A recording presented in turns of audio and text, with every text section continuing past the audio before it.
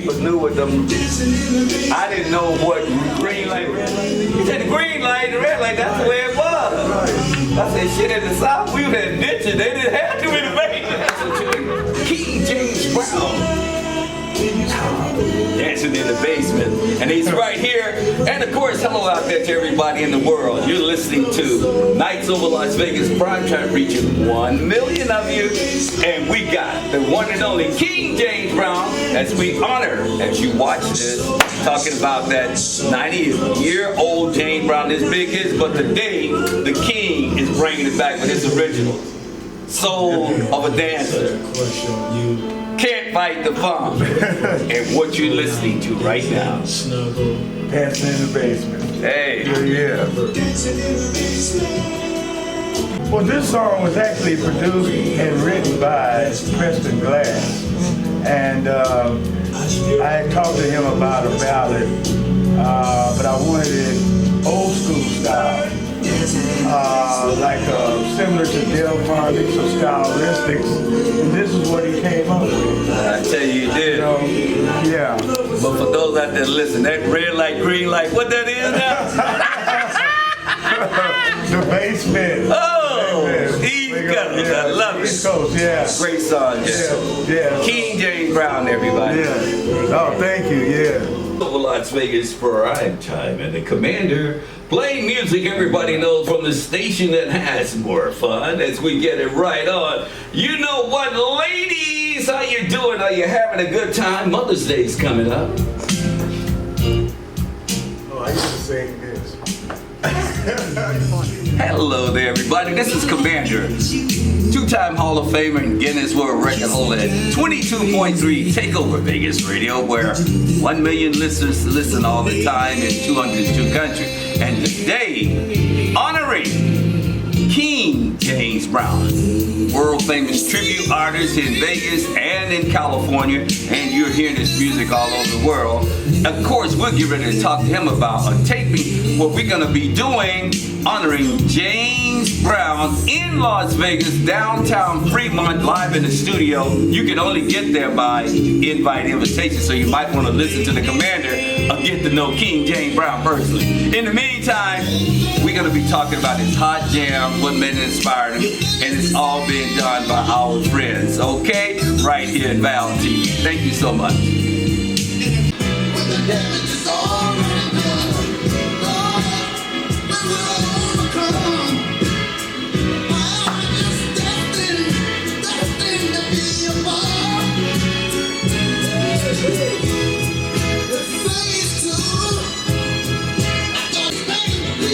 It's like yourself, so I'm not sure if you don't like it.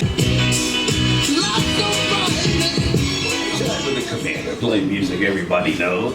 And of course, in studio coming up in the next hour, we got Val TV recording us live here. And of course, King James Brown, and I'm going to tell you about the story of 90 years. But right now, Mother's Day is coming up Sunday. And what a better way than to remember your mom, whether she's living or maybe she's passed away. It's a word. In the mix with the commander. Come on. That's motherfucker. Ah! I wrote it for the Soul Train dance. That blonde is hot. I mean, you riding that damn track. Damn it, I can still see that goddamn train coming. Oh man, you taking me so bad. And I'm having a good time. That motherfucker hot.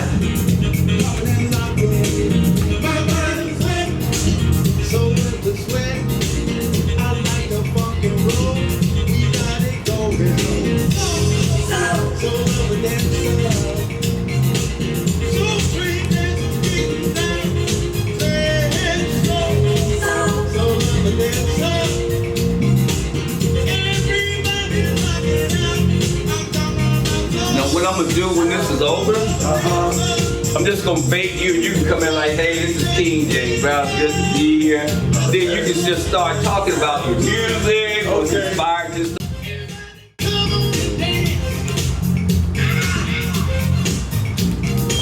Hello everybody. Hello, this is King James Brown, and I'm here at 22.3 Takeover Las Vegas with the Hall of Famer, the Commander, Bruce Garrett. And I'm so happy to be here with Val TV and everybody, and I just like, you know, I'm so happy he's playing my music, and it's so funky, it almost got me dancing.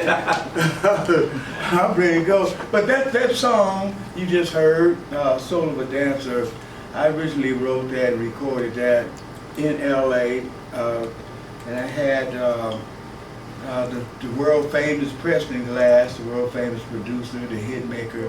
I wrote the whole song in tribute to the Soul Train dancers. I was once a dancer back in, should I tell you? Back in the day.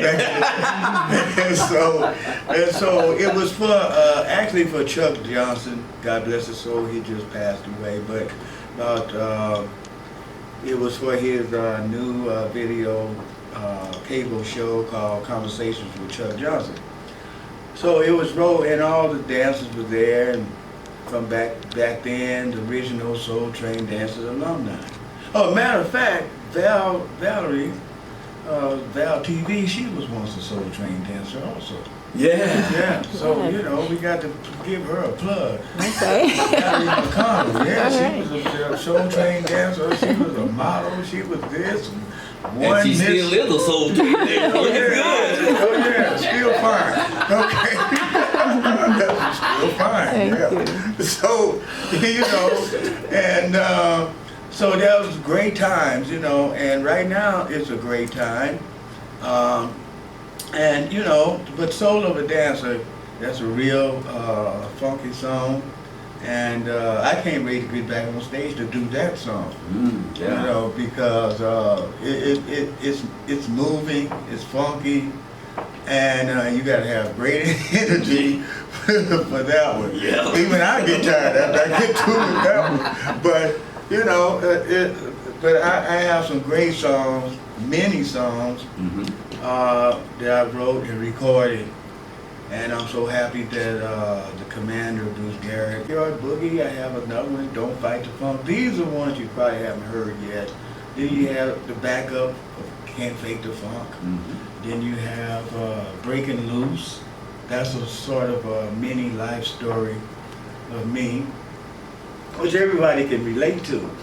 And, you know, there was a duet that myself, King James Brown, and just Nina did called Midnight Maneuvers. That's for all the lovers in the house who like to creep during the night.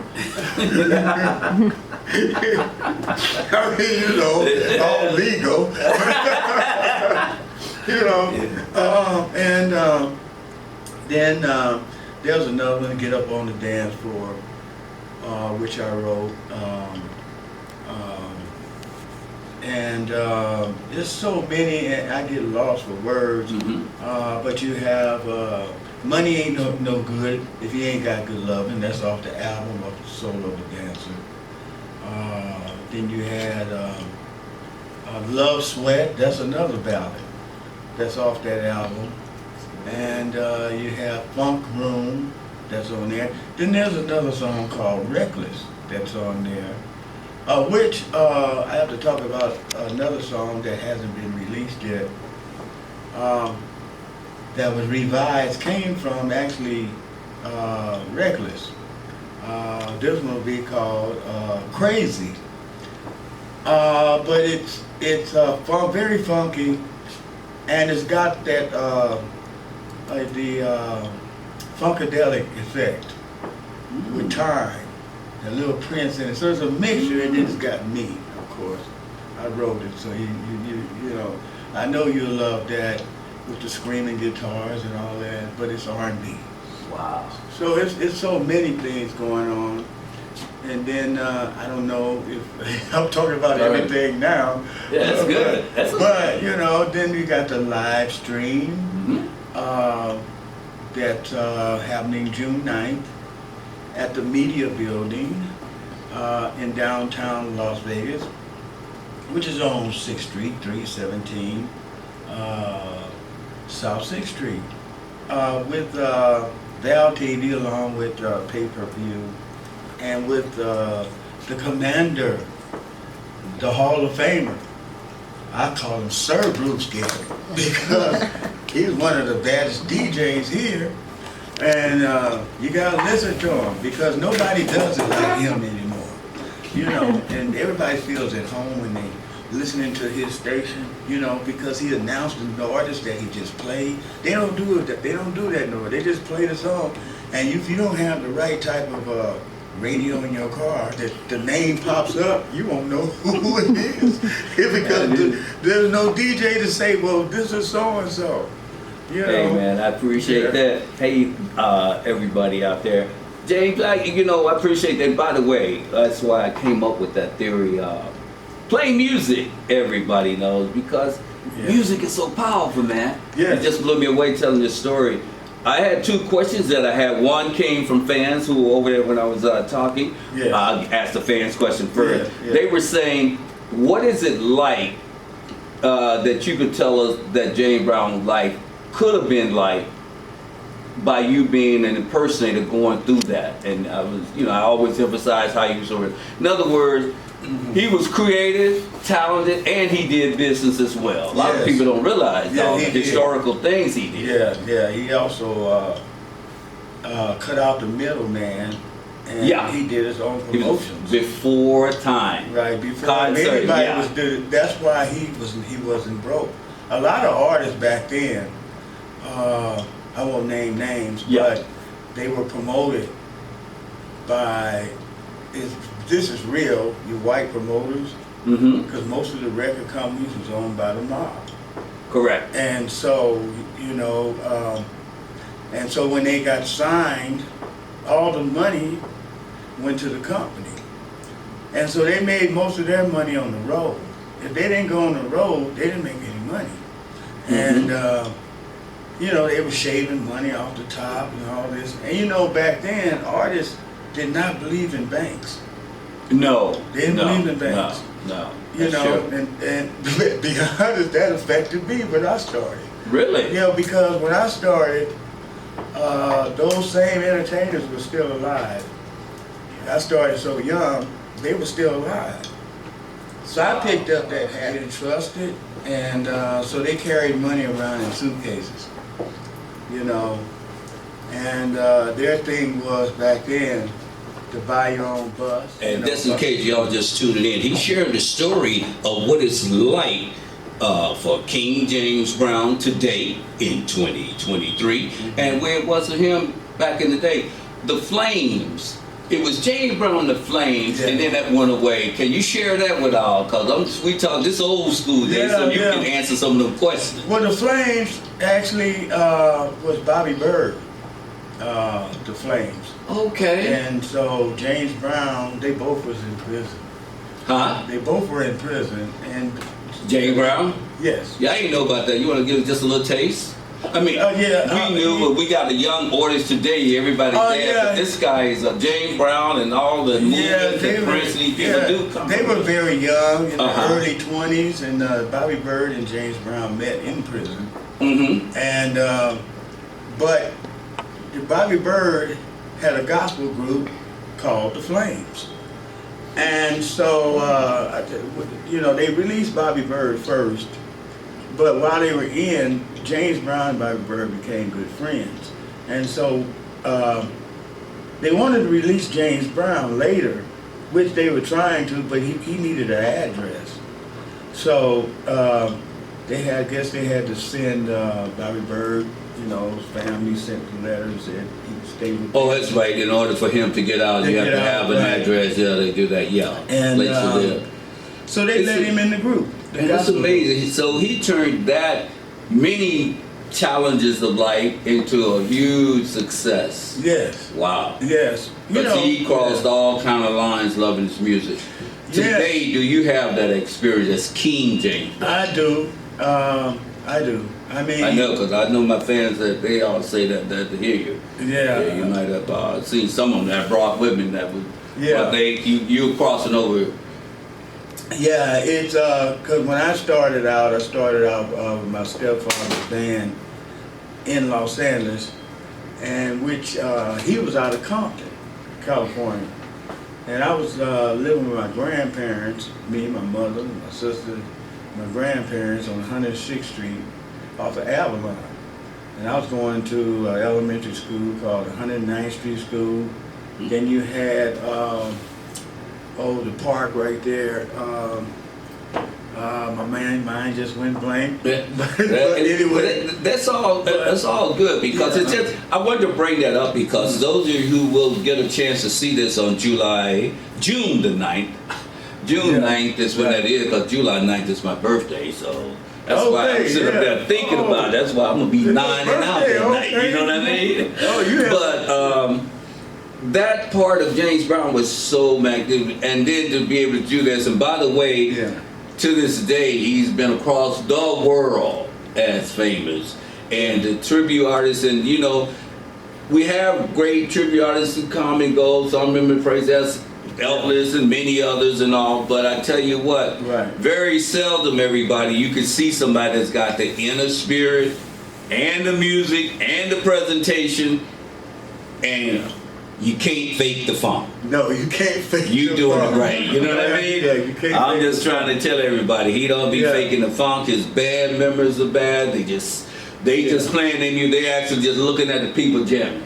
That's how bad the boys are. Yeah. And then when y'all on, so if you get a chance to see them here in Las Vegas and LA, and boy, I can't even imagine you going south. You know, we might do that. Have bodyguards up and down there because you would tear that place apart. The South, they loved my stuff. They loved it. You know, which my family's from the South. Yeah, we get that. And, you know, a lot of those other boys are in here. You have been around a lot of the great entertainers in Las Vegas, and this city is on a super growth.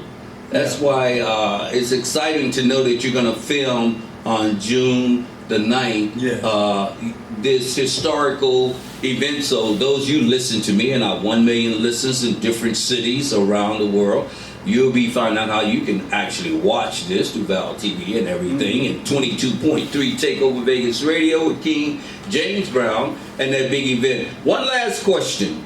I couldn't do this because you're my friend and all. Yeah. You must share with us what made you famous. I don't want to know her name, but I do want you to tell me what she did, because we're going to play Can't Fake the Funk for her after we get over. This is a true story, everybody. I just told Val that on the way here. Yeah, well, you need to tell the world that. I got 1 million listening ears. I grew up with a Baptist family, and so basically I was very shy.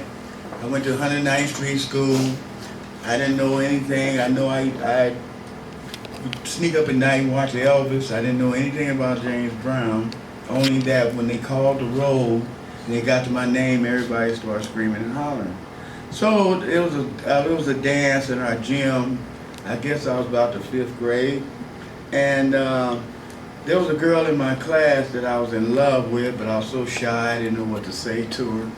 And we're in the gym, they playing music, and I'm standing up with the fellas against the wall. You know, she walks over to me and she says, James, would you like to dance? Come dance with me. Okay, so I never danced before, not that I knew of. So I went out to the dance floor, and I can't remember the song, but I went out on the dance floor, and right in the middle of the song, or before we even got to the middle, she stopped and looked at me with a weird look and said, James, you can't dance.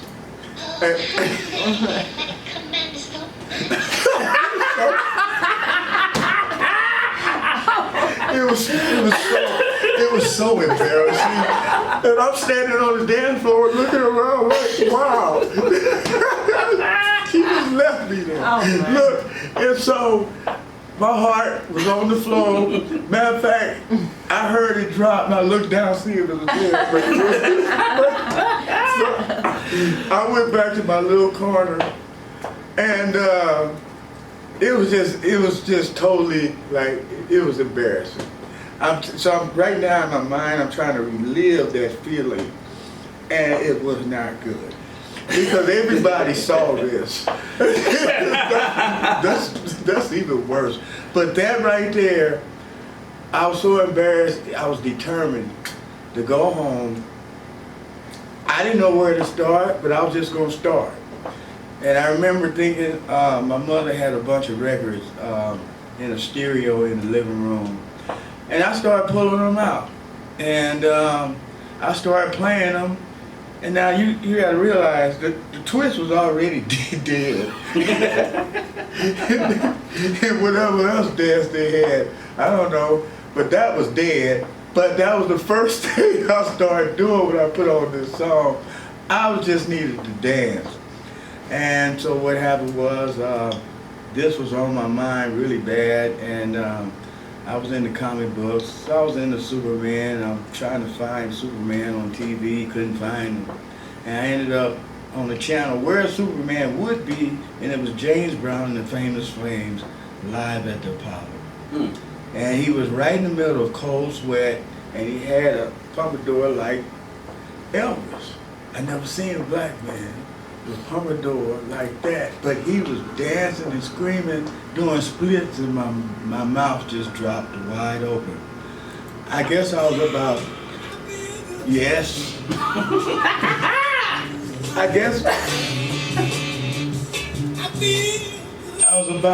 guess I was around, 9, 10, somewhere up in there. And it dawned on me that my name was James Brown. It dawned on me. But it wasn't important. I just wanted to do the dance. And so just so happened he was on every day for 1 week, that same show.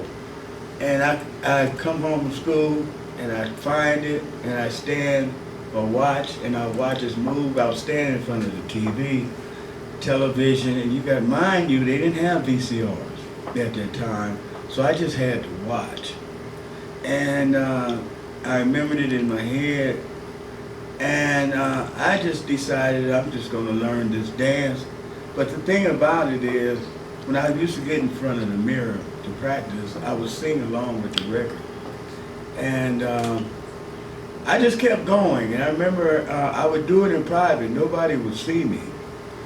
And until my mother caught me one day, she saw me dancing, and then the company come over, she called me out the bedroom, come dance for, so-and-so and this and that. I'd be embarrassed, want to dance for the church people. They said, well, if he can get that other leg going, he got it. So, I was young, putting holes in the carpet. And so I remember, but I kept practicing. And I remember my sisters, maybe a few months later, said, you starting to sound like James Brown. I guess she didn't take me serious. But that was probably the point where I started taking myself serious. And I remember my mother introduced me to her boyfriend, who was a guitar player, named Joe Ragland. And he had a band called Joe Ragland and the Fantastics out of Compton. And I was happy and he played guitar. Well, I felt that was my ticket. And then she married him. And I remember we moved to Compton. I was still practicing, nobody knew it except for a sister. And then we ended up in Inglewood, and I come straight home from school, and I practiced for hours. And he came home from work early one day, earlier than I expected, and he was watching me, and I didn't realize it, and I just happened to look in the mirror, and there he was.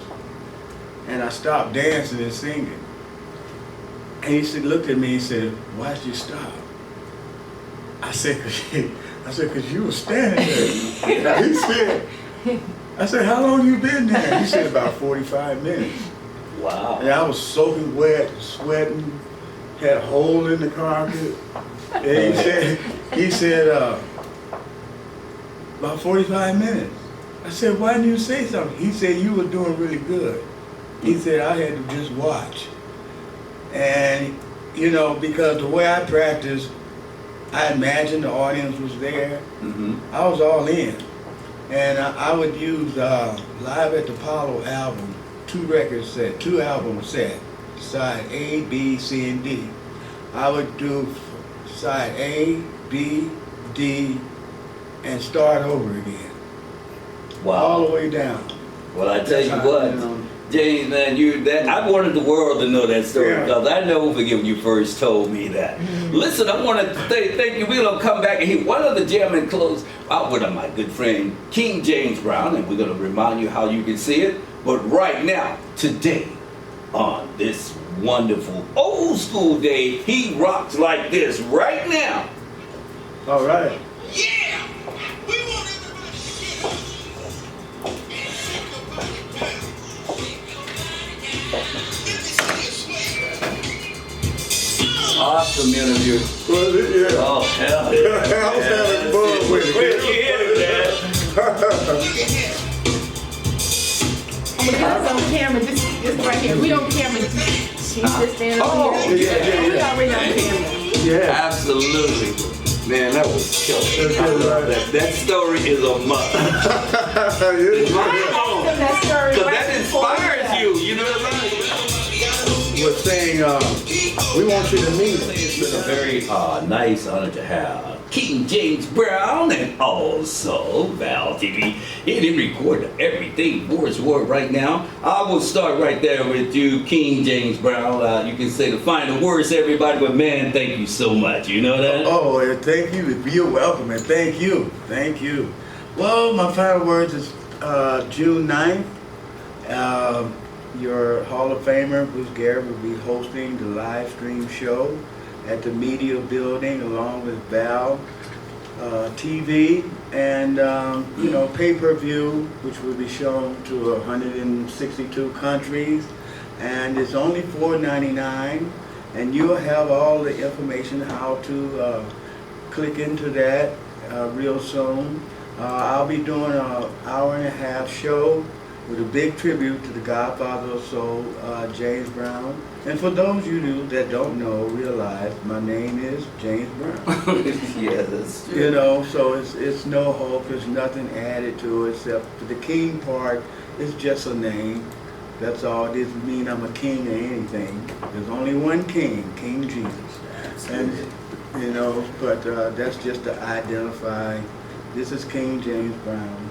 The King James Brown Show proudly presents a tribute to the Godfather of Soul, James Brown, starring King James Brown.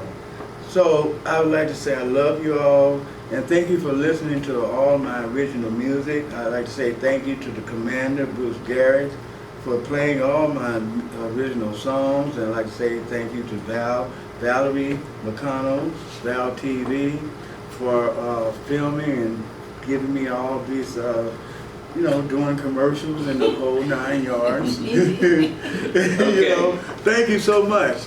Thank you. Val. All right.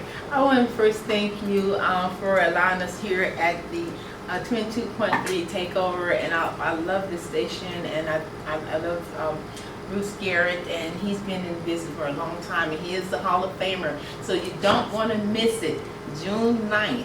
Mr. Garrett's going to be kicking it off, and then you're going to have the show of your life, the dancing, the dazzling. Try me. It's a man's world. And the moves and the dancing is dazzling. Be there. Well, thank you both right there. And by the way, you know what's so historic when we sit in the studio, everybody? These are two originals, a part of Soul Train Dynamite Team. You know what I mean? Yeah. Nights of Las Vegas prime time. 14 minutes before the top of the hour. This is King James Brown.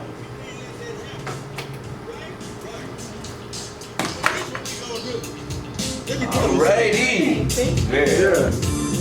Thanks so much.